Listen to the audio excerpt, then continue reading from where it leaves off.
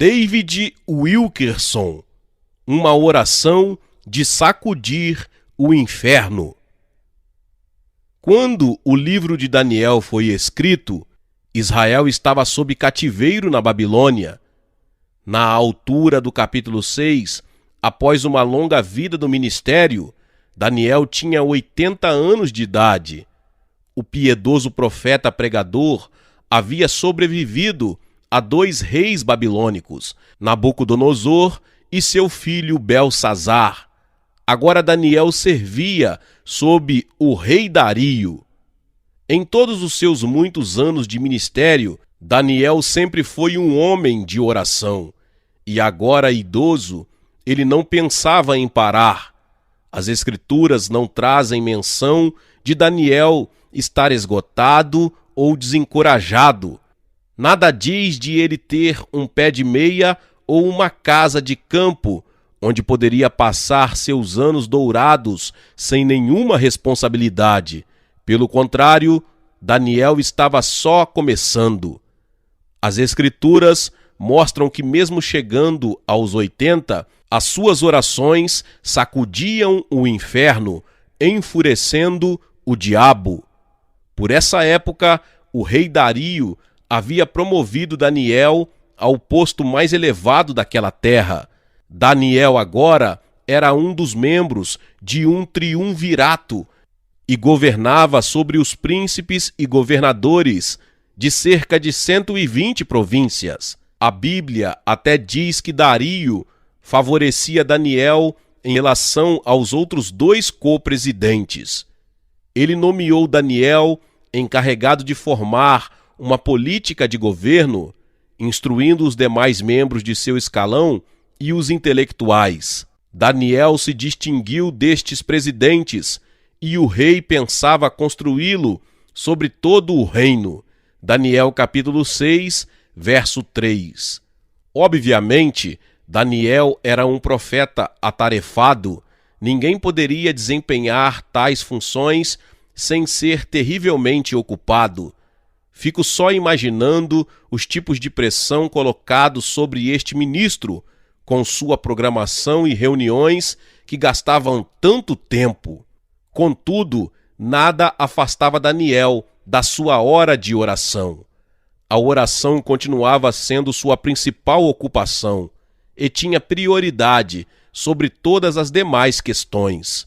Em resumo, Daniel nunca estava ocupado demais para orar.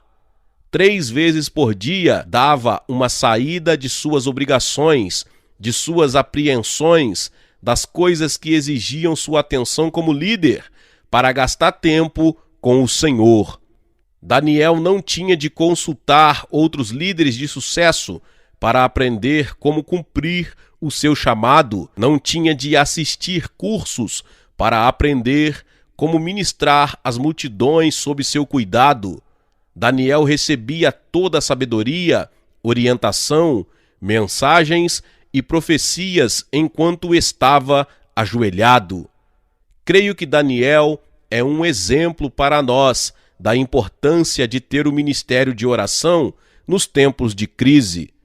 Vemos isso em seus primeiros anos sob o governo de Nabucodonosor.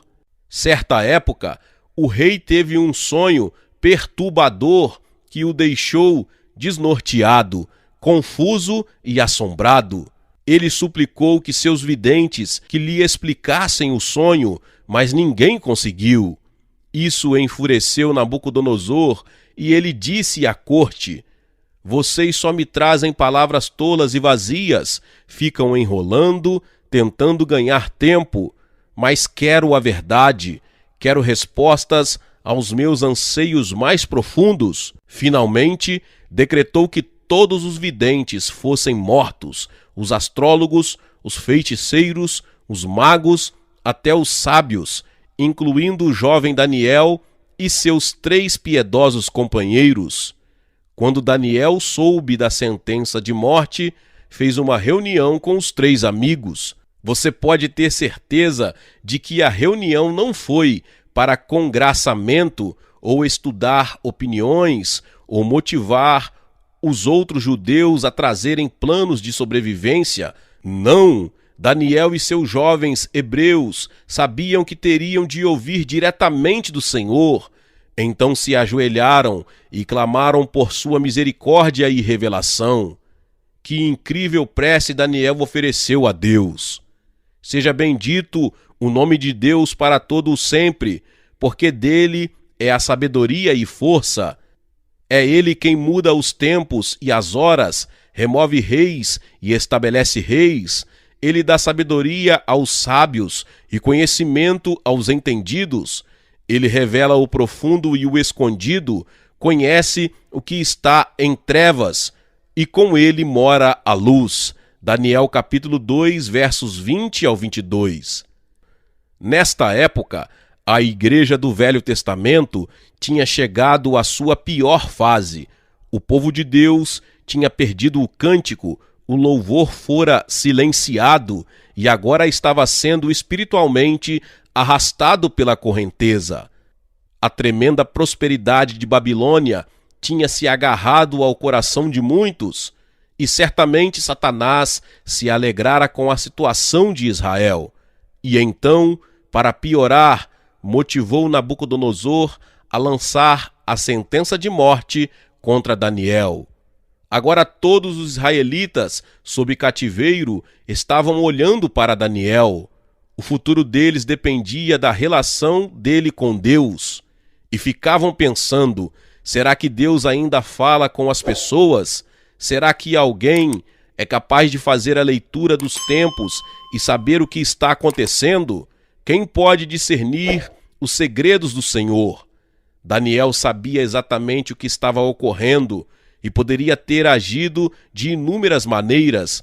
Ele poderia ter organizado uma grande marcha à capital para pedir justiça aos judeus. Mas veja, o mundo e o inferno não se impressionam com multidões, números, demonstrações, e não são impactados por megas igrejas com seus edifícios majestosos e um enorme hall de membros. Não se agitam por causa de jovens ministros brilhantes e letrados que fazem pesquisas perguntando que tópicos você gostaria que evitemos nos sermões, como devemos lhes acomodar para que você venha à igreja. Não, a única maneira de impactar este mundo é através de uma palavra que revele o pecado e exponha o coração. O mundo necessita ouvir a verdade pura do Espírito Santo, que golpeie os espertos e responda ao clamor do coração em dúvida.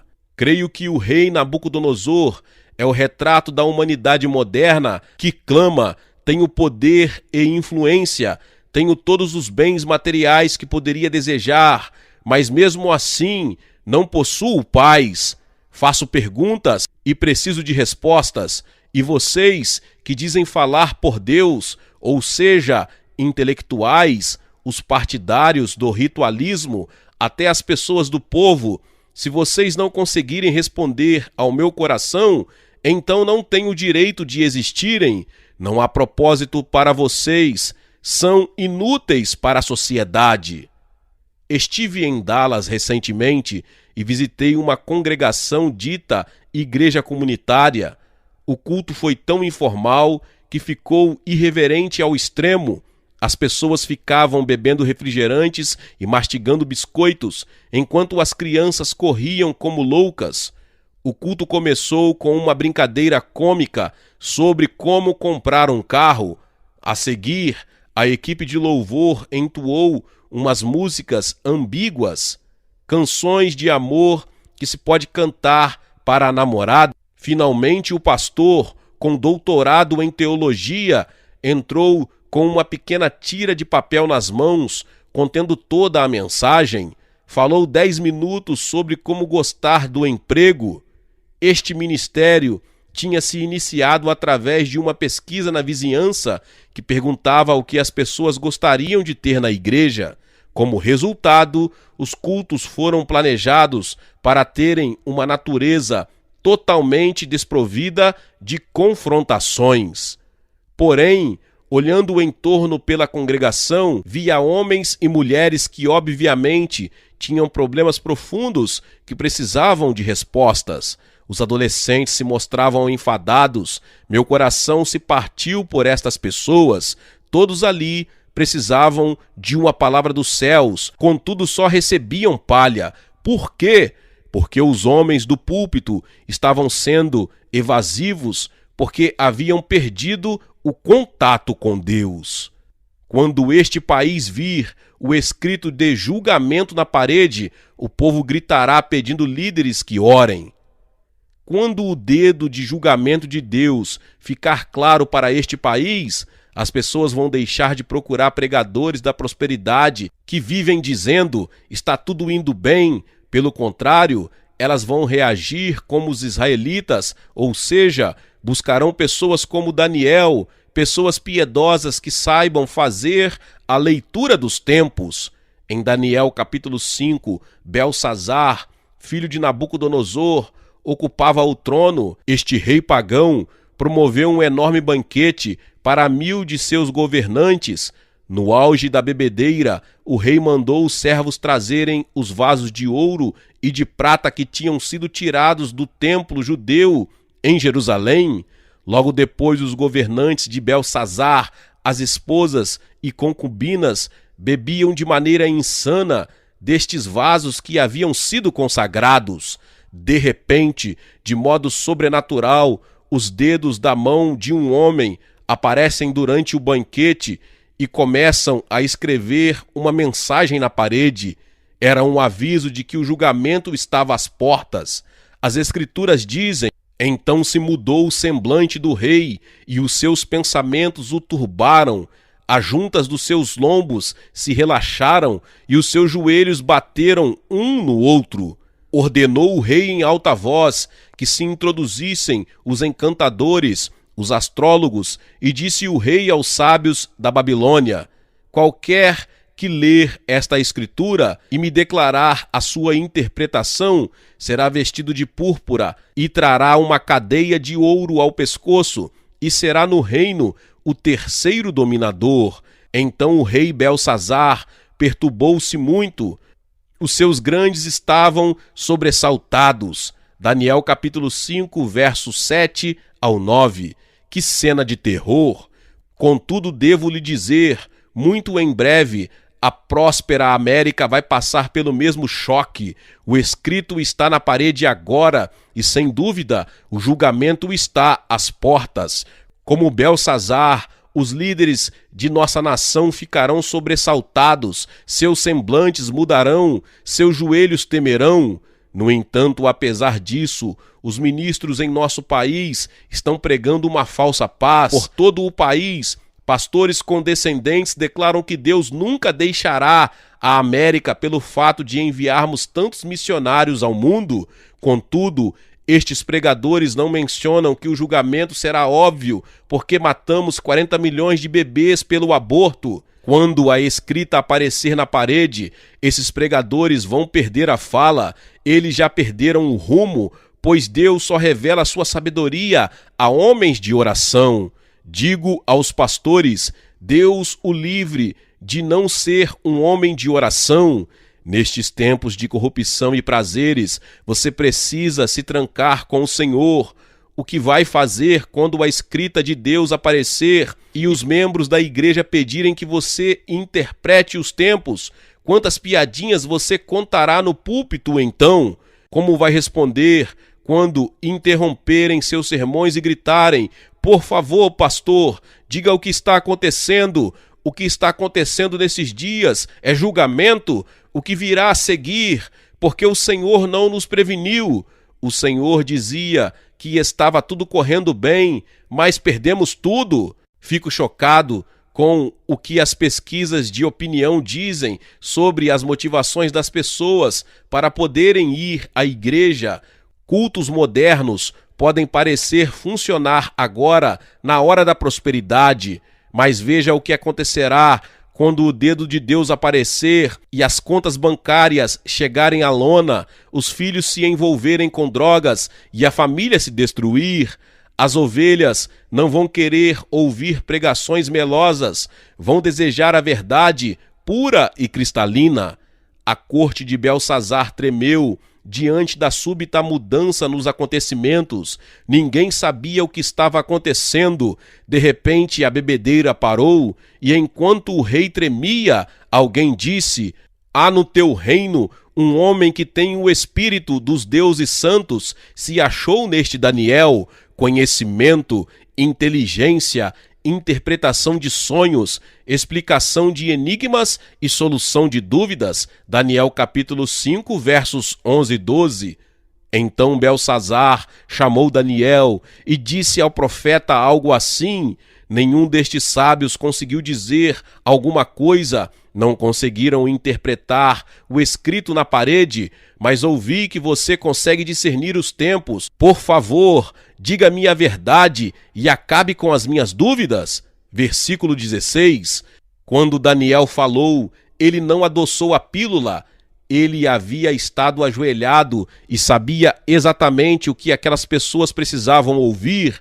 Então disse assim: tu, Beltsazar, não humilhaste o teu coração, levantaste-te contra o Senhor do céu, contou Deus o teu reino e o acabou, pesado foste na balança e foste achado em falta. Capítulo 5, versos 22 e 23, 26 e 27. Esse era o tipo de verdade não contaminada que Beltsazar e seus príncipes queriam ouvir. Era a verdade que podia tirar suas dúvidas, porque lhes dizia exatamente onde se encontravam. Na verdade, Beltsazar ficou tão grato que nomeou Daniel para ser o governador maior do reino. Então, por favor, não me diga que os não convertidos não desejam mensagens convincente e direta. Não é assim? Os problemas se opõem a toda pessoa que ora. Toda pessoa que ora sofre o açoite do inferno, e Satanás vai fazer tudo o que puder para calar suas preces. Daniel já tinha provado a eficiência de sua oração sob Nabucodonosor e Beltsazar. Agora, no reino de Dario, Satanás inicia uma grande conspiração para calar as orações de Daniel. As orações do profeta tinham sacudido tanto o inferno e o diabo ficou tão enfurecido que organizou o governo inteiro da Babilônia contra ele. Lembre-se, Daniel tinha sido colocado acima de todos os outros líderes do país, e esses políticos viam em Daniel sabedoria, respeito e uma preferência que os deixava com inveja. E agora então conspiraram contra ele. Então os presidentes e os sátrapas procuravam achar ocasião contra Daniel a respeito do reino, mas não podiam achar ocasião ou culpa alguma, porque ele era fiel e não se achava nele nenhum vício nem culpa. Daniel capítulo 6, verso 4.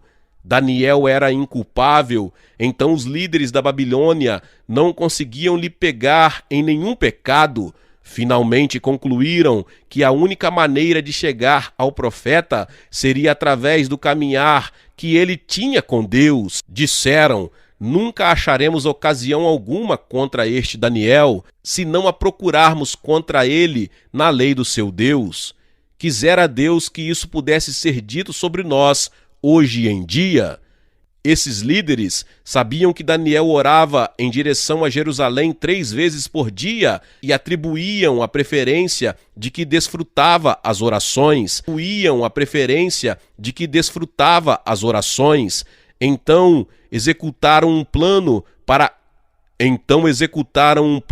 acabar. Os co-presidentes procuravam lhe envolver em negócios importantes do governo para que não tivesse tempo de orar. Amado, esse é um dos principais artifícios que Satanás usa contra todos os crentes, e é uma conspiração que prevalece especialmente no meio dos pastores. Se você perguntar a um pastor por que ele não ora, ele provavelmente dirá que não tem tempo. As obrigações de pastor lhe consomem tanto que ele tem de usar todo o tempo de sobra para preparar os sermões. A maioria dos cristãos cai na mesma tentação. Dizem: o meu tempo é muito curto para eu orar, o trabalho me consome todo o tempo. Até as donas de casa afirmam: não tenho um minuto no dia para orar. Quando eu consigo vestir as crianças, deixar a casa limpa e preparar as refeições, o tempo acabou. O filósofo Søren Kierkegaard se referiu às ocupações do cristão como sendo um narcótico. Ele observa que elas levam a uma propensão à dualidade mental. Ele diz que à medida que as pessoas se aprofundam em suas ocupações e negócios, o amor delas pela verdade é relegado ao esquecimento. Aí, com os estímulos intensos de suas atividades e a progressiva necessidade de tempo, torna-se impossível para elas entenderem o perigo em que encontram. Elas possuem o espelho da palavra de Deus, mas não conseguem se aquietar o tempo suficiente para verem o que ela reflete.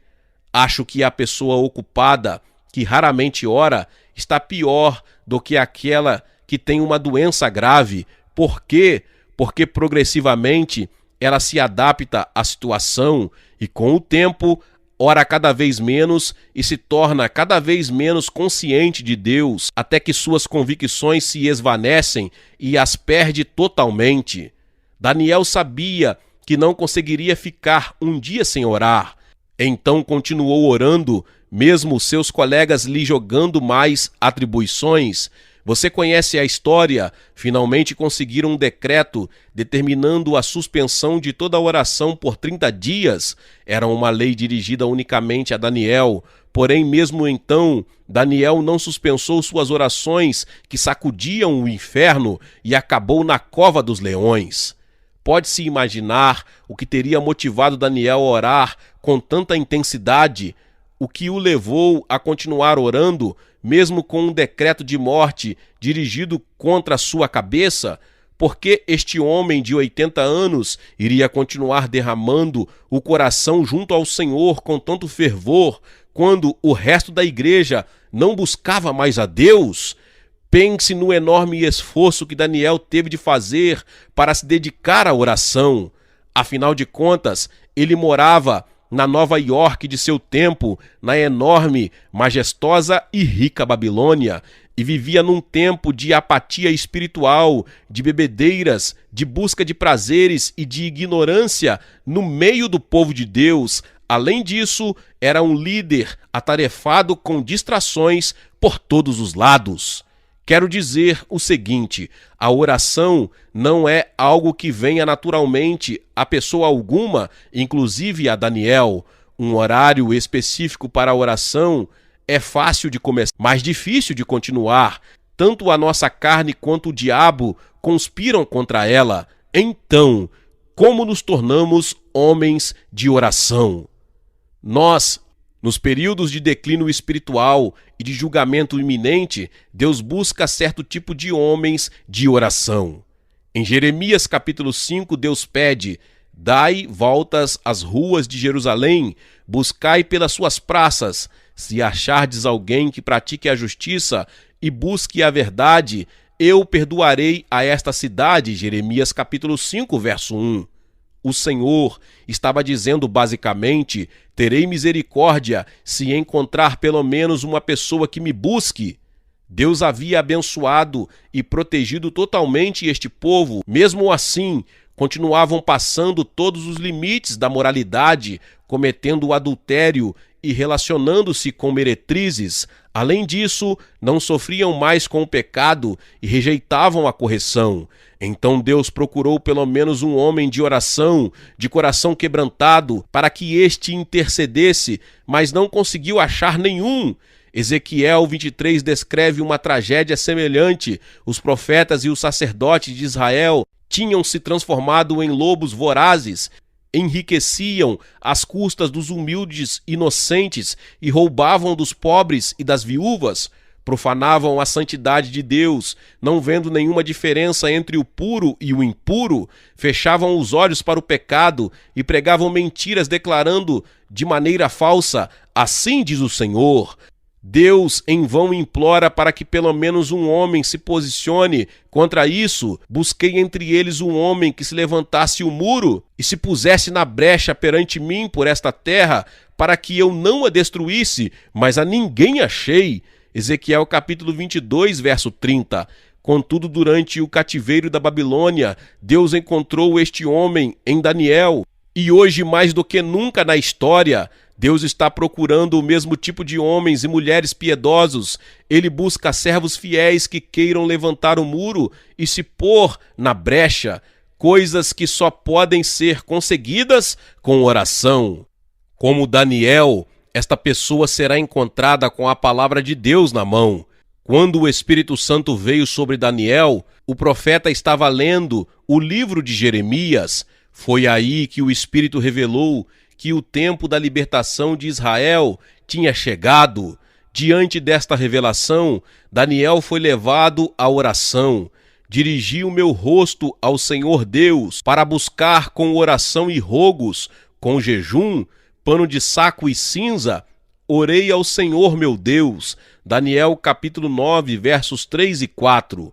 O Espírito de Deus está procurando pelas nações do país, pelos escritórios dos pastores, em busca dos que se aprofundam com diligência na palavra.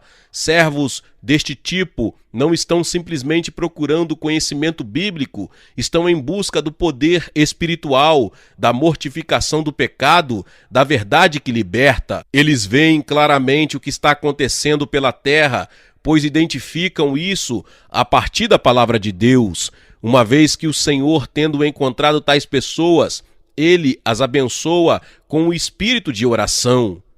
O servo de oração enxerga a situação da igreja e se identifica com a culpa. Daniel certamente ficou entusiasmado quando entendeu que havia chegado a hora de Deus restaurar o seu povo. Mesmo assim, quando viu a situação espiritual de Israel, o profeta se consternou. O povo estava se saciando com os pecados de Babilônia, buscando prazeres e prosperidade, afastando-se dos padrões morais que antes abraçavam. Daniel sabia que o povo de Deus não estava preparado para receber sua restauração. Ainda assim, será que o profeta ficou fustigando seus compatriotas por causa do pecado? Não. Daniel se identificou com a decadência moral que o cercava. Ele declara: pecamos e cometemos iniquidade, a nós pertence a confusão do rosto, porque pecamos contra ti. Daniel capítulo 9, versos 5 e 8. Creio que o mesmo sucede com a Igreja de Jesus dos dias de hoje. Não estamos em condições de responder ao desejo que Deus tem de realizar uma grande obra de reavivamento em nós. Tal como Israel, ficamos contaminados pelos pecados de nossa sociedade corrupta. Veja isso: uma lei na Califórnia torna obrigatório que a igreja primária ensine que o homossexualismo é um estilo de vida alternativo permitido. A bebedeira se disseminou das faculdades para os cursos de segundo e de primeiro grau, e a internet se transformou numa super estrada para a pornografia. Há quase 30 anos atrás, previ em meu livro A Visão que uma caixa eletrônica trazia formas vis de pornografia para dentro de nossos lares, o videocassete. Hoje, 90% das atividades na internet envolvem pornografia. Em resumo, vivemos numa Babilônia moderna e, tragicamente, os cristãos adotaram o estilo cheio de pecado da sociedade. O nosso ministério sempre recebe cartas de esposas de cristãos dizendo: eu sentia meu esposo se afastando de mim, eu não sabia o porquê. Aí abri a porta de seu escritório e o peguei olhando com lascívia a pornografia da internet. Os jovens, em particular, são presa fácil para a sedução de Satanás. Multidões de jovens cristãos estão baixando o arquivo de música pecaminosa pelo site da Napster. Sei de uma mãe cristã que entrou num curso de informática para descobrir o que o filho adolescente estava baixando. Quando entrou nos arquivos do computador, ficou horrorizada. Eram músicas do assassino Charles Manson, músicas falando de matar policiais, músicas falando de morte, suicídio e todo tipo de promiscuidade sexual. Deus deseja intensamente abençoar o seu povo nestes dias. Contudo, se nossas mentes estão poluídas pelo espírito deste mundo, não estaremos em condições de receber suas bênçãos. Daniel fez uma declaração forte: todo aquele mal nos sobreveio. Apesar disso, não suplicamos a face do Senhor, nosso Deus, para nos converter-nos das nossas iniquidades e para nos aplicar-nos à tua verdade. Por isso, o Senhor vigiou sobre o mal e o trouxe sobre nós. Daniel capítulo 9, versos 13 e 14. Daniel estava dizendo: vimos a degradação da nossa terra e vimos nossos pastores buscando seus próprios interesses, toda a sociedade correndo para a destruição. Mesmo assim, não voltamos para a oração. Se pelo menos orássemos, Deus nos teria tirado do pecado. Ele, inclusive, ficou aguardando nossa reação, fazendo promessas gloriosas para nos libertar. Mas nós não demos tempo para ele. Pelo contrário, fomos nos desviando cada vez mais dele, nos saciando nos pecados da sociedade ímpia. É por isso que seu julgamento caiu sobre nós. Você pode perguntar: qual é a oração que sacode o inferno? É aquela que vem do servo fiel e aplicado, que vê seu país e sua igreja caindo cada vez mais no pecado. Ele se dobra sobre os joelhos, chorando: Senhor, não quero ser parte do que está acontecendo. Permita que eu seja um exemplo do teu poder salvador no meio deste século corrupto. Não me importa se ninguém mais ora, eu vou orar. Daniel concluiu dizendo: estando eu ainda falando na oração, o homem Gabriel me instruiu e me disse: Daniel, agora vim para fazer-te entender o sentido. És muito amado. Daniel 9, 21 ao 23. Onde está o povo de oração na casa de Deus hoje? Onde estão os pastores fiéis que buscam o Senhor dia e noite? São esses que receberão a instrução e o entendimento, porque são muitos amados. Tal como Daniel, estes servos se identificam com os pecados da nação e da igreja e o confessam, e clamam em humildade: ó Senhor, mostre onde me desviei, onde sou achado em falta, e me ajude a enfrentar e a tratar disso, custe o que custar, Deus. Faça com que eu continue ajoelhado. Desejo ardentemente te ver restaurando tua igreja. Glória a Deus, que palavra poderosa. Glórias ao nome do Senhor Jesus. Talvez você chegou aqui pela primeira vez e ainda não se inscreveu aqui no canal. Se inscreva aqui no canal para você não perder palavras poderosas como essa que você acabou de ouvir. Deixe também o seu like e não esqueça de compartilhar esta palavra com mais pessoas. Meus irmãos e minhas irmãs, nos vemos nos próximos vídeos. Amém. Seja membro do canal Vinícius Siqueira e obtenha benefícios que só os membros têm. Então, você que já é inscrito no canal e ativou o sininho das notificações, logo você vê o botão Seja Membro, clique nele e obtenha os benefícios. E o primeiro benefício é que você tem uma mensagem destacada. Quando você faz um comentário aqui no canal, você tem um destaque na sua mensagem.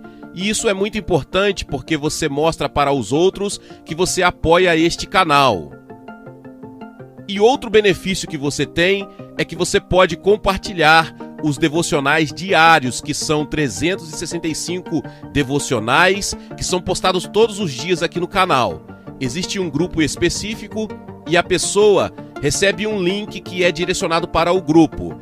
E nesse grupo você tem todos os devocionais de todos os dias do mês, que você recebe logo pela manhã, e você tem o benefício de compartilhar esses devocionais com os seus contatos. Esse benefício é apenas para os membros. No YouTube não tem como compartilhar os devocionais, apenas ler na comunidade do YouTube, mas quem é membro tem o benefício de compartilhar com todos os seus contatos e as suas redes sociais. Seja membro!